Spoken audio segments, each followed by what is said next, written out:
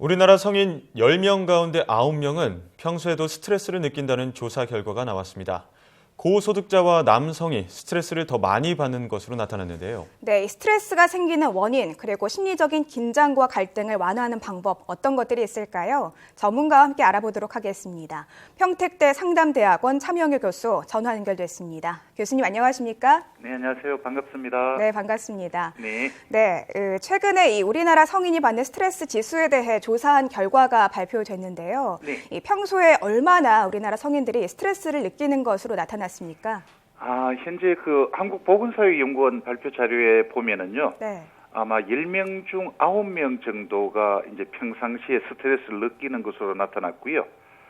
그 중에 이제 성인 대상 이제 7,000명을 대상으로 했는 건데 보니까 이제 38% 정도는 스트레스를 많이 느낀다고 그렇게 지금 응답을 했거든요, 보면은. 그래서 상당히 저희들 많이 스트레스를 받고 있다라고 볼 수 있는 상태입니다. 예, 앞서 말씀드렸지만 남자와 고소득자가 더 많이 스트레스를 느낀다고 말씀을 드렸는데 네. 그렇다면 성별이나 혼인 상태로 살펴봤을 때 스트레스 지수는 어떻게 또 달라지나요? 요게 이제 저희들이 이제 척도를 좀 다시 한번 볼 필요는 있습니다. 보면은. 예. 왜냐하면 요게 이제 단문항, 그렇게 스트레스를 느낀다면 어느 정도 느끼냐 이렇게 했는데 4점 척도로 이렇게 물어봤어요. 보니까 결과적으로 보면 이제 중간 척도 보통이다, 있는 것 같기도 하고 없는 것 같기도 하다. 이런 사람들은 지금 현재 없는 상태입니다. 그래서 있느냐 없느냐로 봤을 때 보면 이 여성보다 남성이 더 많이 느끼고 있는 걸로 나타났거든요. 보면. 그래서 이게 아마 이런 문항이 있으면 또 어떻게 나타날지 모르겠지만 어쨌든 간에 이게 이 여성들은 이제 많이 느낀다 혹은 매우 많이 느낀다. 각각 29.4%, 2.6%였지만 남성은 한 40% 그리고 매우 많이 느낀다가 한 3.8% 정도로 이 오차 범위 밖에서 이 차이가 좀 있는 것으로 그래 나타났습니다.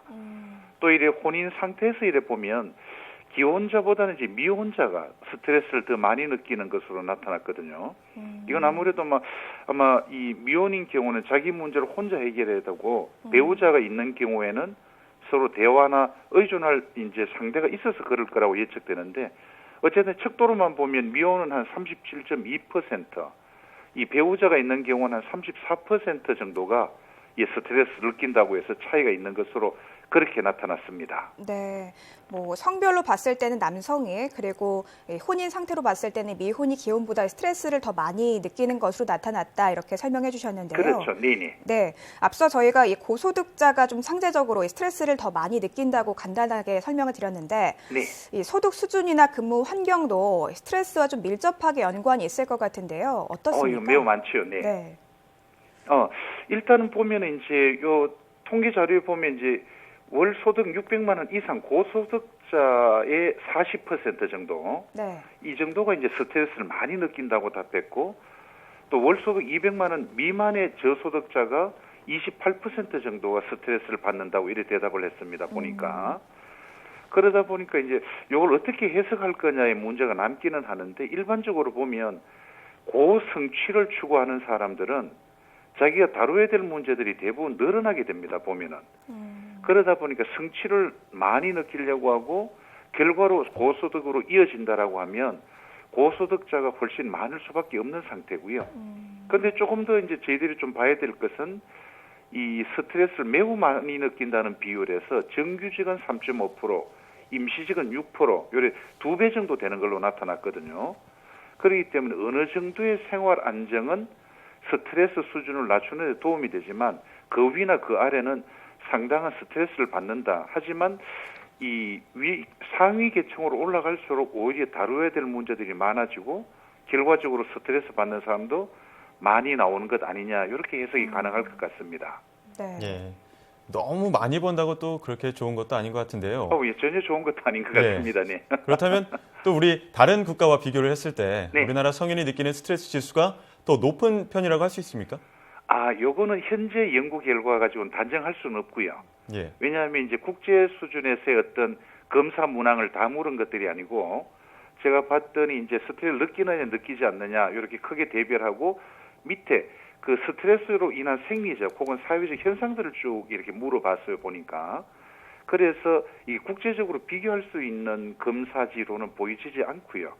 국내에서 어느 정도 스트레스를 받는가를 이제 평가했는데 그렇다 하더라도 일단 전체의 90%가 스트레스를 경험하고 있다는 것은 이게 타 국가에서 찾아보기엔 좀 어려운 연구 결과일 것 같고요. 게다가 저희가 그동안 이제 다른 연구했던 뭐 예를 들면 행복 지수하고 비교해 보면 이것들이 상당히 행복감은 낮고 스트레스 높고 이런 상황이다 보니까 외국과 비교해서 우리가 상당한 스트레스를 받고 있는 국가 혹은 국민 중에 하나라고 보면 맞을 것으로 보입니다. 예. 우리나라 이 국민들이 굉장히 스트레스를 좀 많이 받고 있는 건 사실이다 이렇게 설명을 해주셨는데요. 네네. 네, 그렇다면 이 우리나라 성인의 스트레스 지수는 상대적으로 높고 또 반면이 행복감은 낮은 근본적인 원인은 무엇이라고 보시는지요? 이게 뭐 진짜 복잡한 요인들이 상호작용해서 생기는데요. 네. 저는 크게 이제 두 가지 축으로 나눠 봅니다. 하나는 일어나고 있는 일에 대해서 예측이 가능한가? 가능하다면 통제할 수 있느냐? 이런 예측성과 통제성이라는 측면에서 살펴봐야 되거든요. 그러면 이제 일어날 일을 알고 있느냐, 그리고 자신의 국가가 통제할 수 있는 이쪽으로 보면 크게 네 가지 유형으로 원인이 나눠지는데요.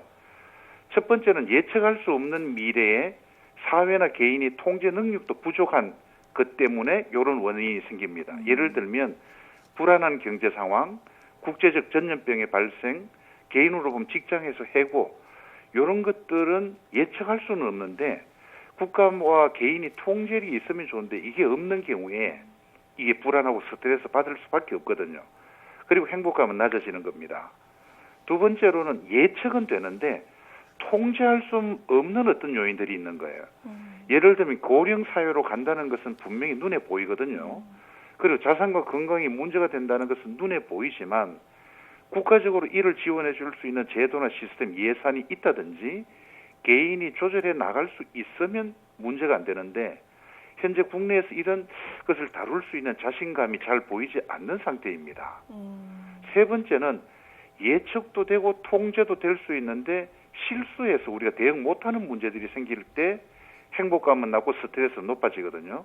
예를 들면 이 경쟁 중심의 학교 문화, 세월호 사건, 군내 총기 사건, 사회적 갈등, 뭐 부부 및 자녀하고 불화 이런 것들은요.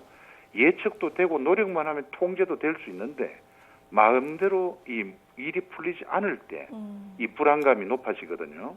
그리고 마지막으로는 예측할 수는 없지만 통제할 수 있는 일에 대한 사회적 합의가 부족할 때 이런 현상들이 일어난다고 봅니다.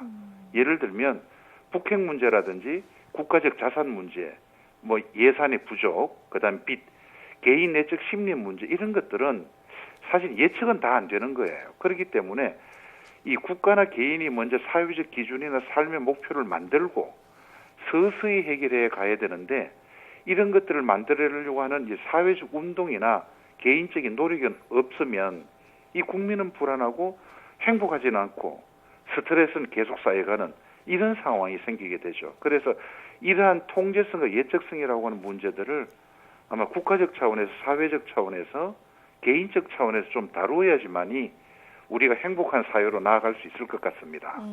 예.